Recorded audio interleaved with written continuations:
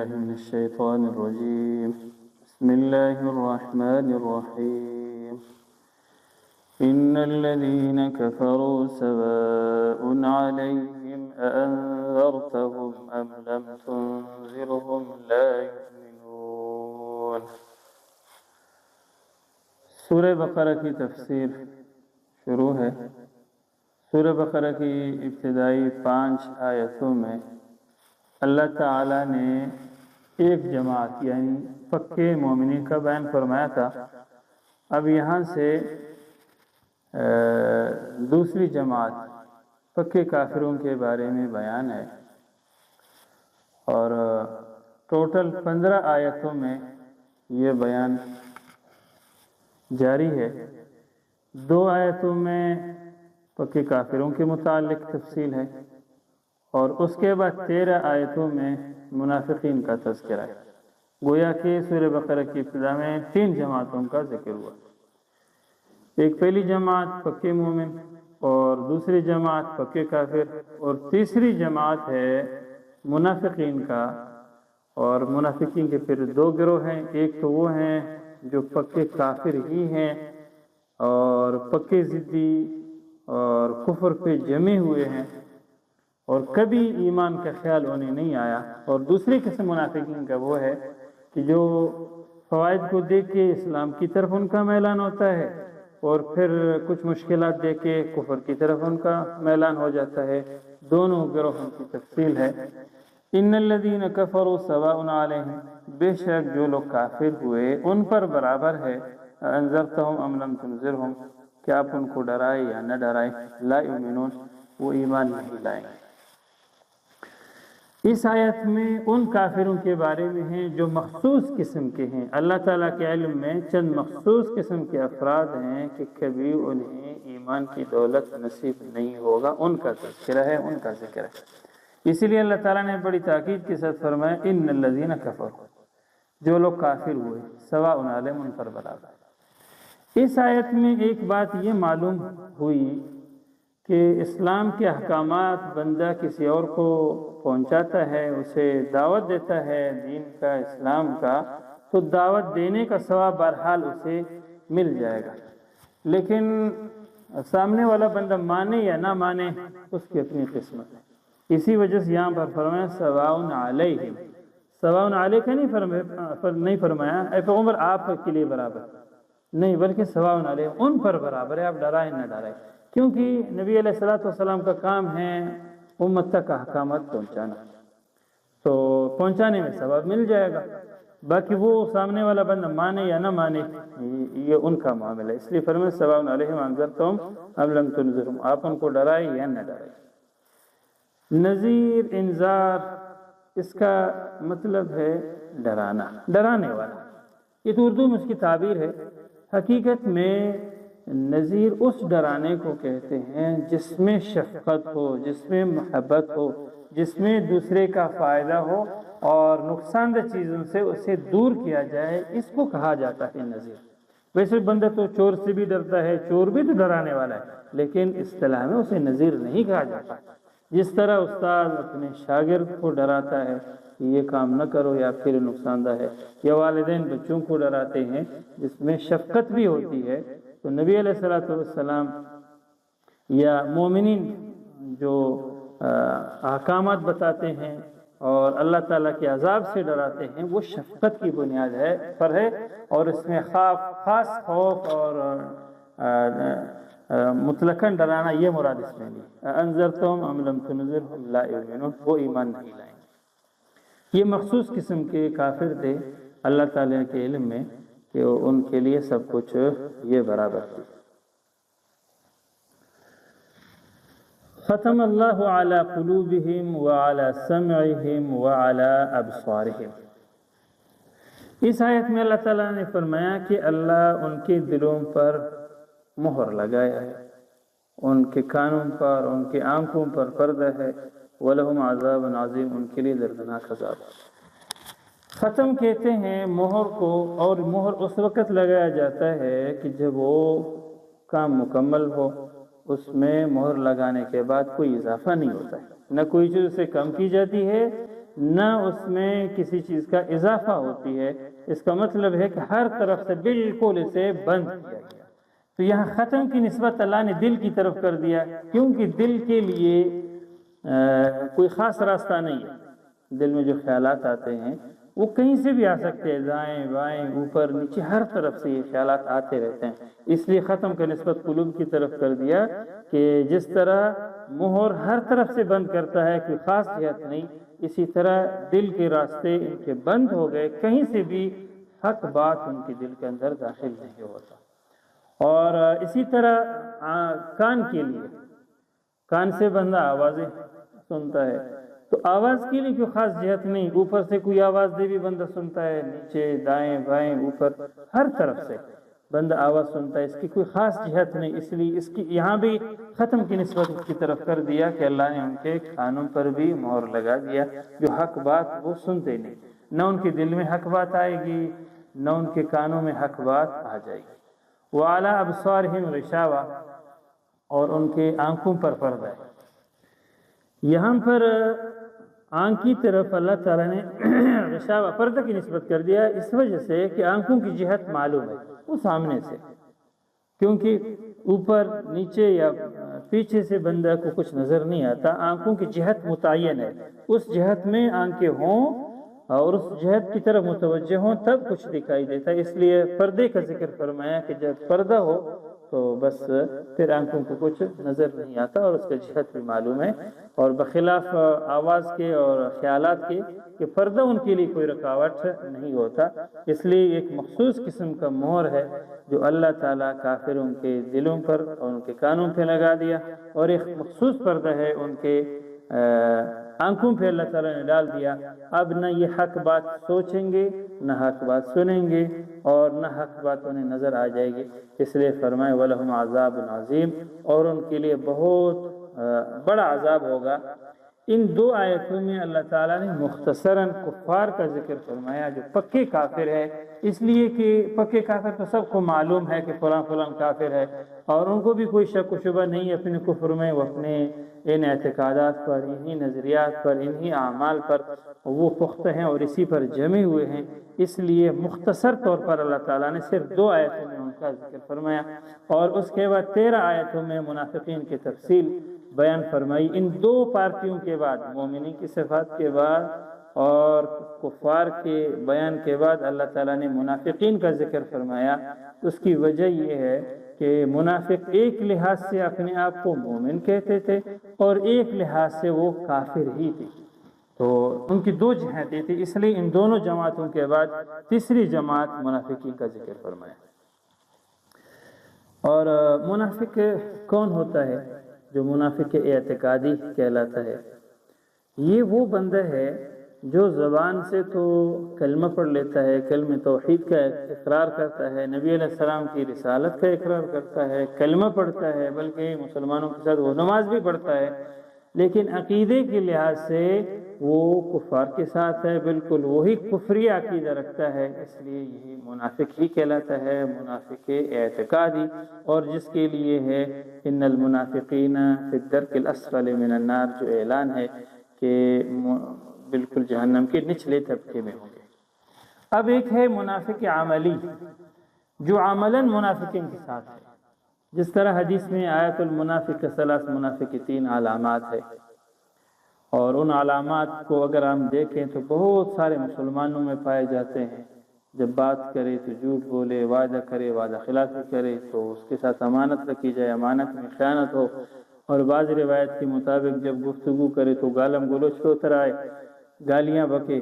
تو اس طرح کسی حدیث میں 3 علامات، کسی میں 4 علامات، تو یہ نفاق عملی کہلاتا ہے، یا وہ نماز بھی صحیح طریقے سے نہیں پڑھتا، تو یہ نفاق عملی ہے۔ نبی علیہ السلام کے بعد اب نفاق اعتقادی کا تو کسی کو پتہ نہیں چلتا، کیونکہ عقیدہ ایک چھپی ہوئی چیز ہے، اس کا تو علم نہیں ہوتا۔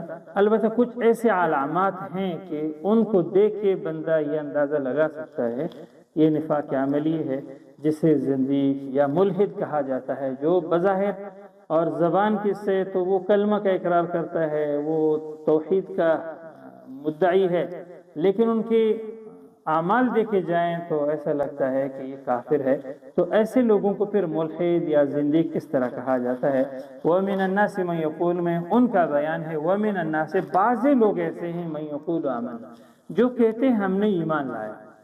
قول کا مطلب زبان سے کہنا یہ بھی ٹھیک ہے، اور دل میں جو بات آ جائے اسے بھی قول سے تعبیر کرتے ہیں۔ وَمِنَ النَّاسِ مَن يَقُولُ آمَنَّا بِاللَّهِ وَبِالْيَوْمِ الْآخِرِ بعضی وہ لوگ ہیں جو کہتے ہیں کہ ہم نے ایمان لایا اللہ پر اور آخرت کے دن پر۔ اب یہاں ذرا آپ غور کریں گے کہ بنیادی طور پر اللہ تعالیٰ پر ایمان اور رسالت پر ایمان اور آخرت پر ایمان، یہ تین چیزیں لازمی اور ضروری ہیں، لیکن یہاں منافقین نے دو کا ذکر کیا ہے، آمنا باللہ ہم نے ایمان لایا اللہ پر، وبالیوم الآخر اور آخرت کے دن پر۔ اس میں ایمان بالرسالت کا ذکر نہیں ہے، انہوں نے اس کا تذکرہ نہیں کیا، حالانکہ کرنا چاہیے تھا۔ اس کی وجہ یہ ہے کہ وہ نبی علیہ السلام پر ایمان نہیں لاتے، تو ظاہراً بھی انہوں نے اپنے آپ کو جھوٹ سے بچایا، بظاہر انہوں نے کوشش کی کہ ہماری یہ بات درست بھی ہو اور جھوٹ نہ ہو۔ بظاہر تو یہی ہے کہ ہم نے ایمان لایا اللہ پر اور آخرت کے دن، رسالت کا ذکر نہیں کیا کیونکہ رسالت پر وہ ایمان نہیں لاتے تھے۔ ہاں یہ بھی ہے کہ یہ بھی ایک جھوٹ تھا کہ اللہ پر ایمان لانا مکمل اس وقت تک نہیں ہے جب تک رسالت پر ایمان نہ لائے، اور رسالت پر عمل اس وقت مکمل نہیں ہوگا، اس کا عقیدہ اس وقت تک مکمل نہیں ہوگا جب تک کہ آخرت کے دن پر اس کا ایمان نہ ہو۔ یہ ایک دوسرے کے ساتھ لازم ملزوم ہے، لیکن بظاہر وہ انہوں نے کوشش کی تھی کہ ایسے طریقے سے اظہار کریں تاکہ وہ جھوٹ بھی نہ ہو، اس لیے فرمایا کہ ایسے لوگ ہیں جو کہتے آمنا باللہ وبالیوم الآخر، ہم نے ایمان لایا اللہ پر اور آخرت کے دن پر۔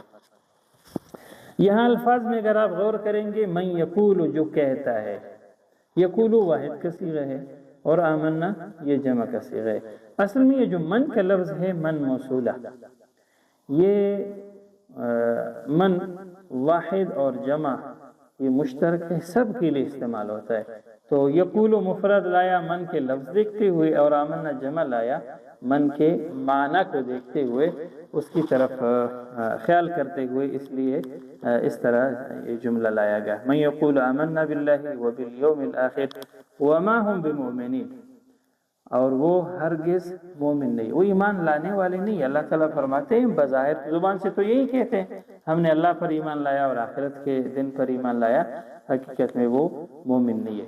اس سے معلوم ہوا کہ صرف زبان سے اقرار یہ کافی نہیں، بلکہ دل میں عقیدہ رکھنا یہ بھی ضروری ہے۔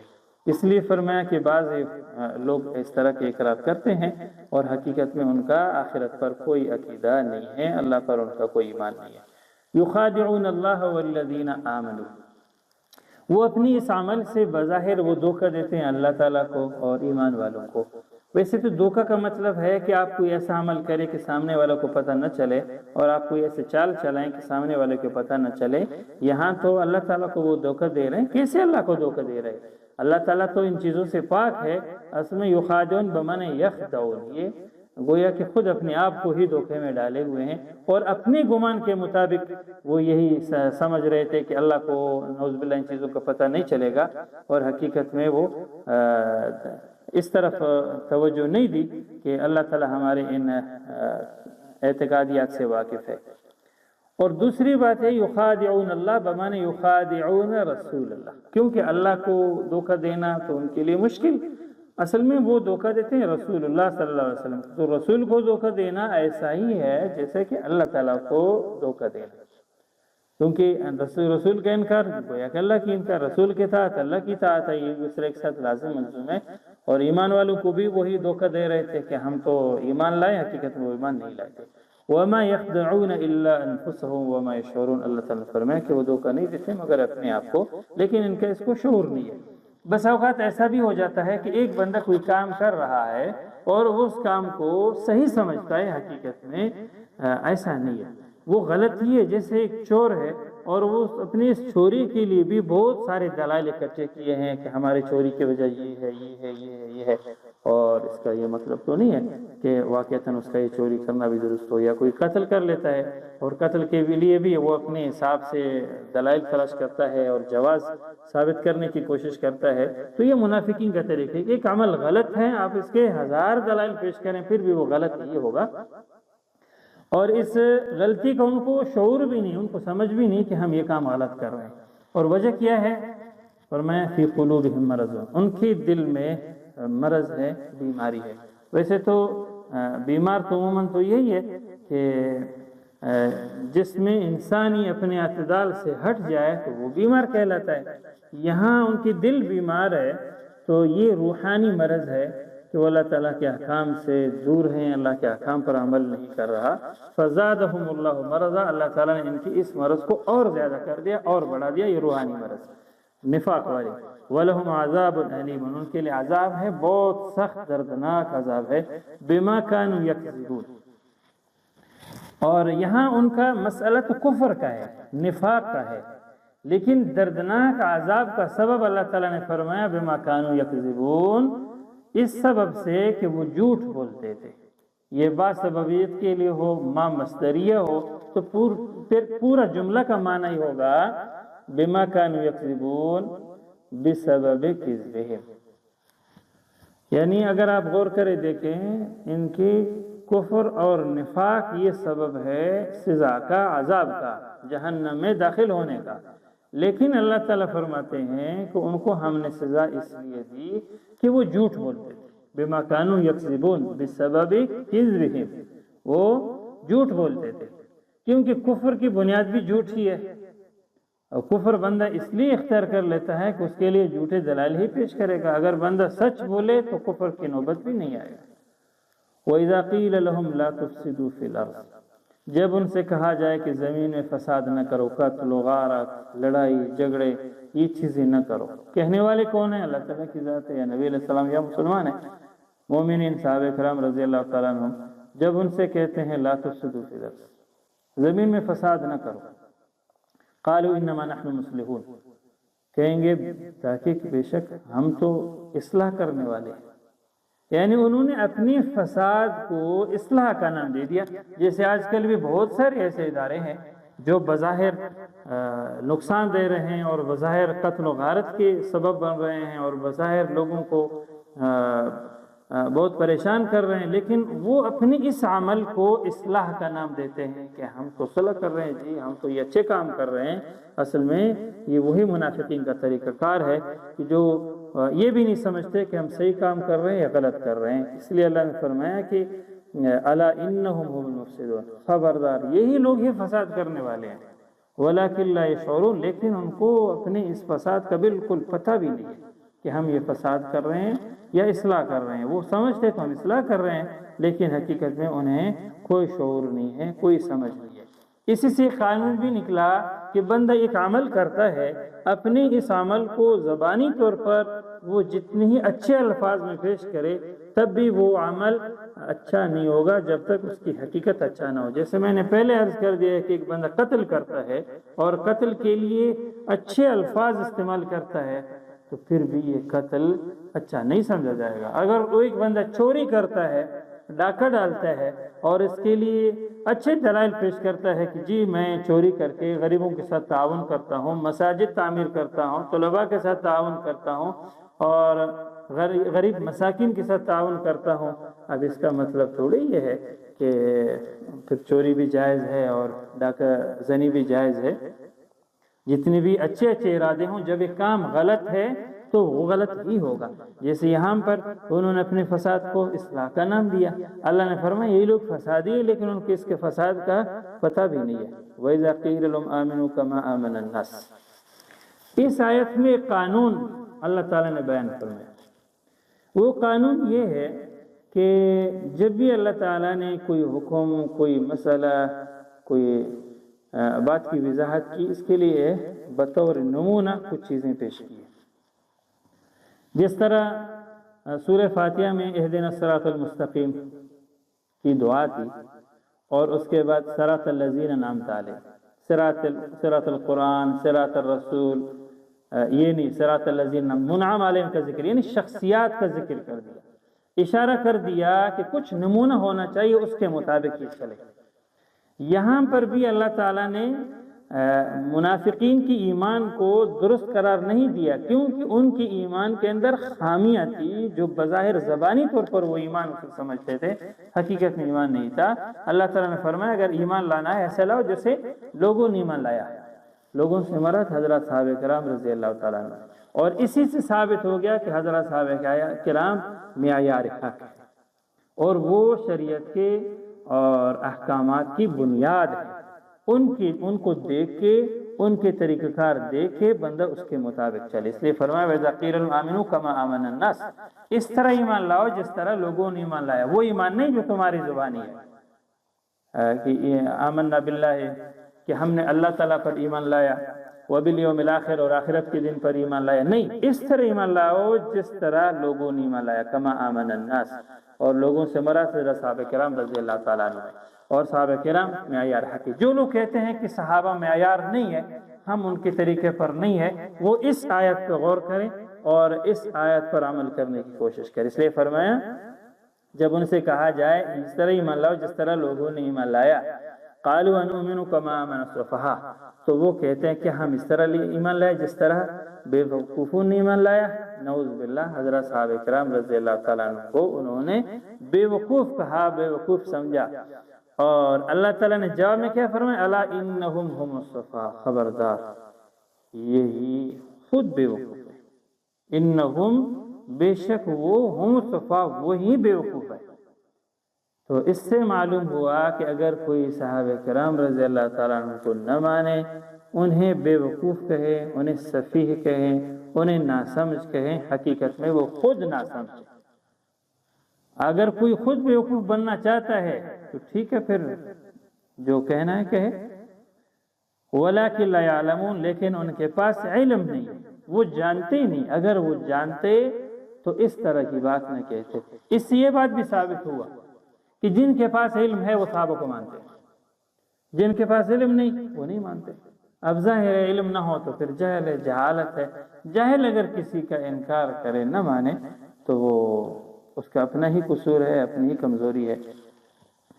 وَإِذَا لَقُوا الَّذِينَ آمَنُوا قَالُوا آمَنَّا، یہ منافقین کے احوال کچھ بیان فرما رہے ہیں کہ یہ ہر مجلس میں الگ رنگ اختیار کرتے تھے۔ جب وہ مسلمانوں سے ملتے تھے، عام مسلمان، تو وہ ان سے کہتے تھے قالوا آمنا، کہ ہم نے ایمان لایا۔ یہاں پر غور کریں، دیکھیں قالوا آمنا جملہ فعلیہ لایا کہ ہم تو ایمان لا چکے ہیں۔ یعنی جملہ فعلیہ میں چونکہ تجدد ہے، حدوث ہے، اس میں ایک بار نہیں، بار بار وہ چیز بتانا پڑتا ہے، وہ کرنا پڑتا ہے، وہ کہنا پڑتا ہے۔ تو گویا کہ ہر مجلس میں وہ اس کا ذکر کرتے تھے۔ اگر وہ مومن ہے تو کیا ضرورت ہے اعلان کرنے کی؟ آپ دیکھیں ایک عام مسلمان ہے، جب کسی مجلس میں جاتا ہے وہ تھوڑے اعلان کرتا ہے میں مسلمان، وہ تو اس بات کا اعلان نہیں کرتا۔ ہاں، اگر بتانا ہو تو ایک بار بتا دیا بس کافی ہے، بار بار کہنے کی ضرورت کیا ہے؟ اس سے معلوم ہوا کہ جو لوگ بار بار مجلس میں اپنی صفائی پیش کرتے ہیں حقیقت میں وہ غلط ہوتا ہے۔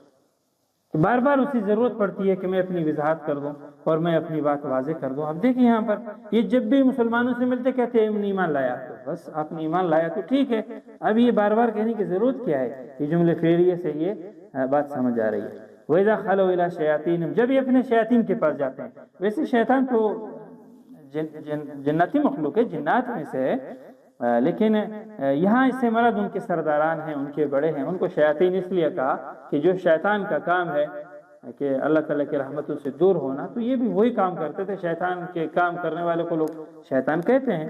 وہ اپنے شیطانوں کے پاس جاتے تھے، قالوا إِنَّا مَعَكُمْ، کہتے تھے ہم تمہارے ساتھ ہیں، إِنَّمَا نَحْنُ مُسْتَهْزِئُونَ، ہم ان پر مذاق کرنے والے ہیں۔ اب دیکھیے یہاں پر جملہ اسمیہ لایا جو دوام پر دلالت کرتے ہیں، استمرار پر دلالت کرتے ہیں، ایک ہی بات ہے اور اسی کو کہا گیا کہ ہم ان کے ساتھ مذاق کرنے والے ہیں۔ اللہ یستہزئ، جواب میں اللہ تعالیٰ نے فرمایا کہ اللہ یستہزئ بہم، اللہ تعالیٰ ان پر مذاق کرتا ہے۔ اللہ مذاق سے تو پاک ہے، پھر کیسے مذاق کرتا ہے؟ ایک بات یہ ہے کہ اللہ ان کے ساتھ مذاق کرتا ہے، مذاق کا بدلہ انہیں دیتا ہے، ایک جواب یہ۔ دوسرا ہے کہ اللہ یستہزئ بہم، اللہ ان سے مذاق کرتا ہے، یہ حقیقت ہی ہوگا۔ قیامت کے دن جہنمیوں کے لیے، جو منافق جہنم میں ہیں، ان کے لیے جنت کا دروازہ کھولا جائے گا اور جب یہ دروازہ کھلتے ہوئے دیکھیں گے تو دوڑ لگائیں گے کہ ہم بھی جائیں گے. جب یہ دروازے کے قریب آئیں گے دروازہ بند ہو جائے گا. تو فَالْيَوْمَ الَّذِينَ آمَنُوا مِنَ الْكُفَّارِ يَضْحَكُونَ، جیسے سورہ مطففین نے فرمایا کہ آج کے دن مسلمان کافروں پر ہنسیں گے. وہ یہی ہے، ہنسیں گے ان پر. اب یہ دیکھیں گے دروازہ بند ہو گیا تو یہ واپس ہو جائیں گے، پھر جہنم میں دھکیل دیے جائیں گے. اس طرح ان کے ساتھ مزاق کیا جائے گا. اللہ یستہزئ بہم. اس میں دیکھیں غور کر، یستہزئ جملہ فعلیہ لایا. جملے فعلیہ میں جیسے میں نے عرض کر دیا کہ اس میں تجدد ہوتا ہے، حدوث ہوتا ہے. اور انہوں نے جو جملہ استعمال کیا مستہزئ اسم فاعل ہے، اس میں دوام اور استمرار ہے. یعنی وہ بھی مزاق کرنے والے، لیکن ان کا مزاق ایک ہی ہے، ہمیشہ ایک مزاق. اس میں اتنا بوجھ نہیں ہوتا. اور یستہزئ کے اندر جملہ فعلیہ تجدد اور حدوث، بار بار نیا مذاق، بار بار نیا مذاق. یہ بہت مشکل ہوتا ہے کہ ہر بار الگ مذاق سے ان کے ساتھ جواب دیا جائے، تو یہ مخالف پر کافی بوجھ ہوتا ہے. اس لیے فرمائے اللہ یستہزئ بہم. یہ تو مسلمانوں کو دھوکہ دیتے ہیں، مسلمانوں کے سامنے کہتے ہم نے ایمان لایا، اپنے شیاطین کے پاس جا کے کہتے کہ ہم تو تمہارے ساتھ ہیں اور ان کے ساتھ ہم مذاق کر رہے ہیں. اللہ ان کے ساتھ مذاق کرتا ہے وَيَمُدُّهُمْ فِي طُغْيَانِهِمْ يَعْمَهُونَ. یہ دوسرے جملے میں اشارہ کر دیا کہ اللہ تعالیٰ کو جلدی پکڑتا نہیں ہے، ان کو ڈھیل دیتا ہے اپنی سرکشی میں. وہ اندھے ہی ہیں. عامہ عین میم چھوٹی ہا، اس کا مطلب ہے دل کے اندھے کو. عین میم یا عمیون، یہ آنکھوں کے نابینا کو کہا جاتا ہے، اور دل کے نابینا کو عامہ کہا جاتا ہے. یہ اپنے سرکشی میں بالکل اندھے ہیں، ان کے عقل ہے ہی نہیں، عقل کے اندھے ہیں یہ لوگ، انہیں کچھ سمجھ نہیں آئے گی. اولئک الذین اشتروا الضلالۃ بالہدی. یہ وہ لوگ ہیں جنہوں نے خرید لیا گمراہی کو ہدایت کے مقابلے میں. یہ جو دین کے معاملات ہیں، اسلام، دین، یا اسی طرح کفر اور نفاق، ان کو اللہ تعالیٰ نے بے و شراء سے تعبیر کی. جس طرح بندہ خرید فروخت کرتا ہے تو اس میں خرید فروخت میں آپ کو معلوم ہے سرمایہ کو بچانا، سرمایہ کو بڑھانا، اس کو محفوظ رکھنا، اس سے نفع اٹھانا، تو یہی چیزیں ہیں. اب انہوں نے خرید فروخت کی ہدایت کے مقابلے میں، انہوں نے گمراہی خرید لیا. جو فطرت انسانی تھا، جو ان کا سرمایہ تھا، اس سرمایہ کو انہوں نے ڈبا دیا. جب سرمایہ ڈوب جائے تو خسران ہے، وہی تاوان ہے. اس لیے فرمائے انہوں نے خرید لیا گمراہی کو ہدایت کے مقابلے میں. اور فما ربحت تجارتہم، ان کی اس تجارت نے انہیں کوئی نفع نہیں دیا. یعنی یہ جو خرید فروخت ہے، انہوں نے کوئی کپڑے کی تجارت نہیں کی تھی، یہی تجارت تھا ان کا کہ ہدایت کے مقابلے میں انہوں نے گمراہی خرید لیا. یہ تجارت کو منافقین کو کوئی فائدہ نہیں دیا. فما ربحت تجارتہم، یہاں مجاز ہے، آپ دیکھیں فما ربحت تجارت، ان کی تجارت نے نفع نہیں کیا. اصل میں تجارت کو تو نفع کی ضرورت نہیں ہے، وہ تاجر کو ہی ضرورت ہے نفع کی. لیکن یہ مجاز ہے، جس طرح ہمارے محاورے میں اس طرح کے جملے بولے جاتے ہیں، تجارت کا کوئی نفع نہیں ہوا، دکان تاوان کیا وغیرہ وغیرہ، کاروبار نقصان کیا، تو اس طرح کی نسبتیں ہو جاتی ہے. فما ربحت تجارتہم، ان کی تجارت نے کوئی فائدہ نہیں کیا. وما كانوا مهتدین، اور وہ ہدایت پانے والے بھی نہیں ہے. مثلهم كمثل الذي استوقد نارا. اس آیت میں اللہ تعالیٰ منافقین کی حقیقت واضح کرنے کے لیے دو مثال پیش فرماتے ہیں. جیسے میں نے شروع میں عرض کر دیا کہ منافقین کے دو گروہ ہیں. ایک گروہ وہ ہے جو پکے کافر اور اسی پر پختہ ہیں، اور دوسری قسم کے منافقین وہ تھے کہ کبھی کبھی ان کا میلان ہوتا تھا اسلام کی طرف لیکن پھر کفر کی طرف چلے جاتے. اس لیے فرمائے ان کی مثال ایسا ہے جیسا کہ وہ بندہ استوقد نارا، اس نے آگ جلائی، آگ روشن کی. فلما اضاءت ما حوله، جب آگ روشن ہو گیا اور آگ نے اپنے آس پاس کو روشن کر دی، ذهب اللہ بنورہم، اللہ تعالیٰ نے ان کے اس نور کو لے گیا، ختم کر دیا. وترکہم فی ظلمات لا یبصرون، اور ان کو چھوڑ دیا اندھیروں میں جو ان کو کچھ بھی انہیں نظر نہیں آئے. یعنی دین اور اسلام اور اس کے احکامات یہ گویا کہ قسم کی روشنی ہے. یہ روشنی آ گئی لیکن انہوں نے اس روشنی سے کوئی فائدہ نہیں لیا. اور ظاہر جب روشنی ہو تو بندے کو کچھ دکھائی بھی دے دیتا ہے اور اس میں بندہ غور فکر بھی کر سکتا ہے، اور اس نوری انسانی اور فطرتی نور سے انہوں نے کوئی فائدہ نہیں لیا. تو اس لیے اللہ تعالیٰ نے ان کی اس صلاحیت کو ہی ختم کر دیا. وہ اندھیروں میں رہ گئے، اپنے کفر کے اندر، اپنے نفاق کے اندر رہ گئے. صم بکم عمی، یہ لوگ بہرے ہیں، گونگے ہیں، اندھے ہیں، فہم لا یرجون، اور یہ واپس نہیں آئیں گے، یعنی پکے کافر ہیں، اسی طرح کفر اور نفاق کے اندر یہ راضی ہو گیا اور اسی میں رہنا انہوں نے پسند کر دیا۔ او کصیب من السماء، یہاں او شک کے لیے نہیں ہے، تسویہ کے لیے ہے کہ وہ مثال ہے، یہ مثال ہے کصیب من السماء، جیسا کہ زور سے بارش برس رہی آسمان سے، فی ظلمات۔ دیکھیں بارش کے بھی اپنے فائدے ہوتے ہیں، اس میں نقصانات بھی ہے۔ اب دیکھیں زیادہ بارش برسے تو سیلاب کا شکل اختیار کر لیتا ہے، لوگوں کے مکانات بھی گرتے ہیں، اس میں جانوں کے بھی خطرے ہیں، جانوروں کے بھی خطرے ہیں، اور ویسے فوائد بھی اس کے ہیں کہ آبادی بھی ہو جاتی ہے، جس میں انسانوں کا بھی فائدہ ہے، جانوروں کا بھی فائدہ ہے۔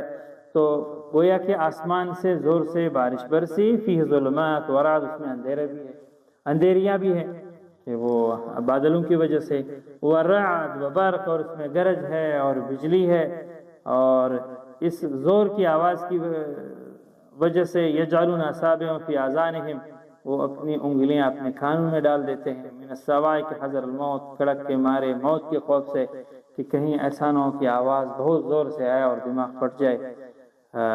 تو یہ گویا کہ منافقین کا دوسری قسم ہے جو امید میں بھی تھی، جس طرح یہ بندہ بارش میں امید بھی رکھتا ہے کہ بارش برسے، آبادی ہوگی، فائدہ ہوگا، لیکن یہ بھی خطرہ ہے کہ نقصان ہے، آسمانی بجلی کہیں گر جائے نقصان دے دے، اور بارش لوگوں کو نقصان دے دے۔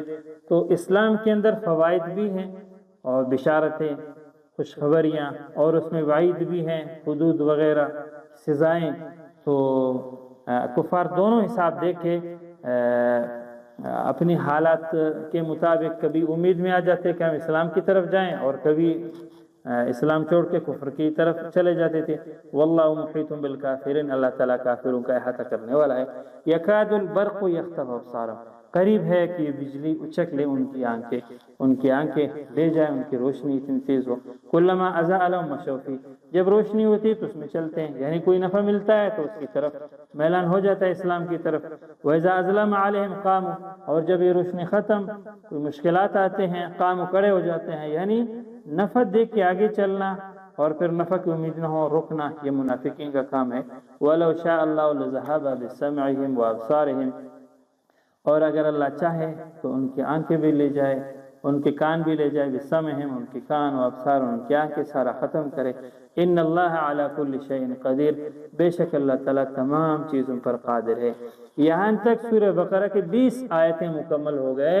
شروع کے 5 آیتوں میں خاص مومنین کا بیان تھا، اس کے بعد 15 آیتوں میں جو مومنین کے مقابل میں منافقین اور کفار کی جماعت، ان کا بیان، پھر اس میں کفار کے بیان 2 آیاتوں میں تھا، اور منافقین کی تفصیل کے ساتھ، کیونکہ ان کی چالوں سے بچنا کافی مشکل ہے، اس لیے اللہ تعالیٰ نے بڑی وضاحت کے ساتھ ان کے اعتقادیات، ان کی زبانی باتیں اور ان کا ماحول، تو یہ سب کچھ بیان کرنے کے بعد 2 مثالوں سے وضاحت کر کے پوری ان کی تفصیل 13 آیتوں میں اللہ تعالیٰ نے بیان فرمایا۔